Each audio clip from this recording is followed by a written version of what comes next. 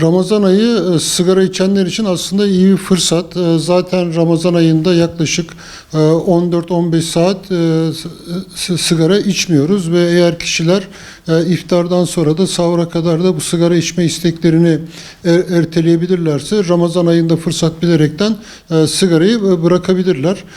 Bizim de kişilere önerimiz şu var. Bu aslında sigarada bulunan nikotin denen bir yüksek derecede bağımlılık yapıcı madde var. Bu nikotin esrardan, eroinden, alkolden daha güçlü bağımlılık yapıcı bir madde ve aslında bu nikotin insan vücudu için de gerekli madde değil ama insanlar ilk sigarayı çektiklerinde, ilk tütünü akciğerlerine çektiklerinde bunun içinde bulunan nikotin akciğerlerden kana karışıyor ve insan beynine gidiyor ve beyinde bizim de dopamin dediğimiz haz verici bazı maddeler salgılıyor ve bu insan beyninde nikotin reseptörleri meydana geliyor ve bu insan beyni tabii çok akıllı ve sürekli bu reseptörler nikotine ihtiyaç duyuyorlar ve buradan işte eğer kanınızdaki nikotin miktarı azaldığında bu nikotin reseptörlerinden bir sinyal gidiyor ve biz tekrar bir sigara içiyoruz.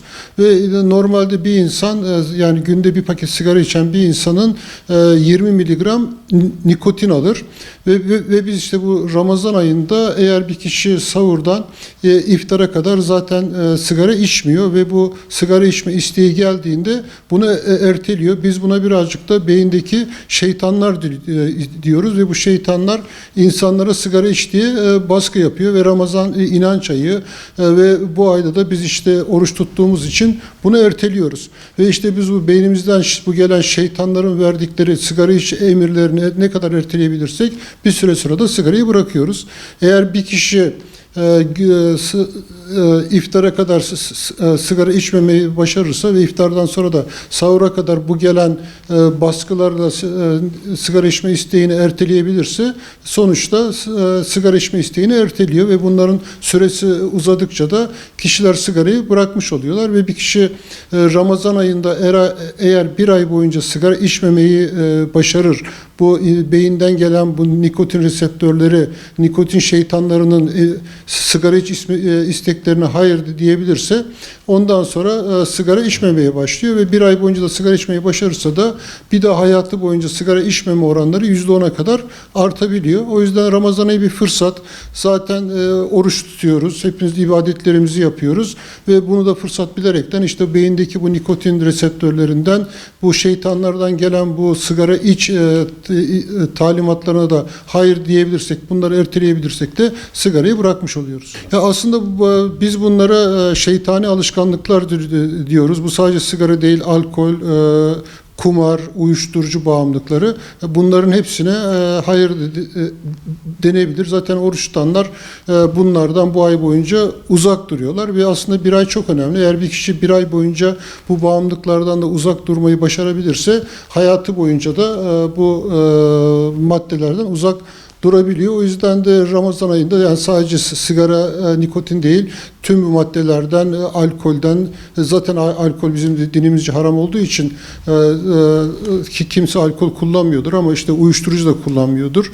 Ama diğer işte kumardan, bu dijital bağımlılıklardan mümkün olduğu kadar uzak durmaya çalışmak lazım. Ya aslında maneviyat tabii ki çok etkili. Zaten bu uyuşturucu, alkol bizim dinimizce haram olan maddeler. O yüzden de yani Müslüman ülkelerde ve Türkiye'de de alkol kullanma oranları, uyuşturucu kullanma oranları diğer batılı ülkelerle kıyasladığımızda çok düşük orandadır.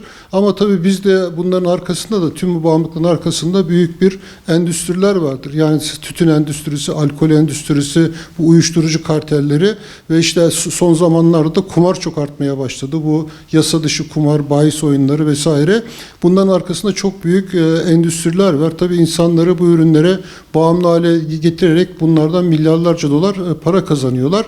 O yüzden de manevi değerler, bizim inançlarımız, örf ve adetlerimiz tabii çok önemli ama ne yazık ki son yıllarda buralarda da birazcık hem alkol kullanımında, uyuşturucu kullanımında tütün kadar olmasa da artışlar görüyoruz. Ve özellikle tabii bu kumar meselesi çok önemli. Yasa dışı bahis meselesi çok önemli. Tabii bir de bu dijital medya ve burada yapılan reklamlar ve artık çocuklar dijital medyaya, cep telefonlarından her türlü kötü alışkanlıklara oradan TikTok'tan vesaire ulaşabiliyorlar ve o sebeple de ama belirttiğim gibi maneviyat bağımlılıkları önlemede çok önemlidir.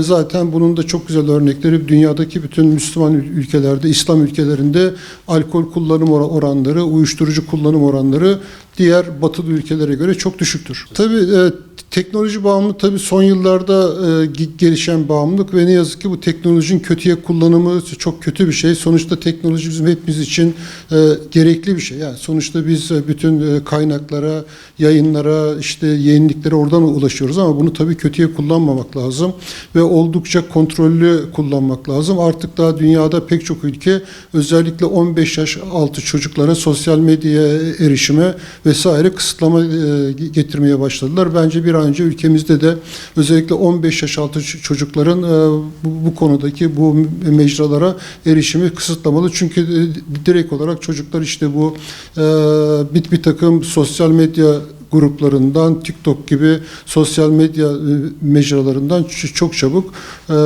birbirlerini buluyorlar, suça sürükleniyorlar ve suçlara bulaşıyorlar ve yine bunlar tabii önünde de uyuşturucu kullanımı, alkol kullanımı, tütün kullanımına da bunlar sebep oluyor ve çocuklar bu ürünlere de bu sosyal medya ve dijital medya vasıtasıyla çok hızlı bir şekilde ulaşabiliyorlar.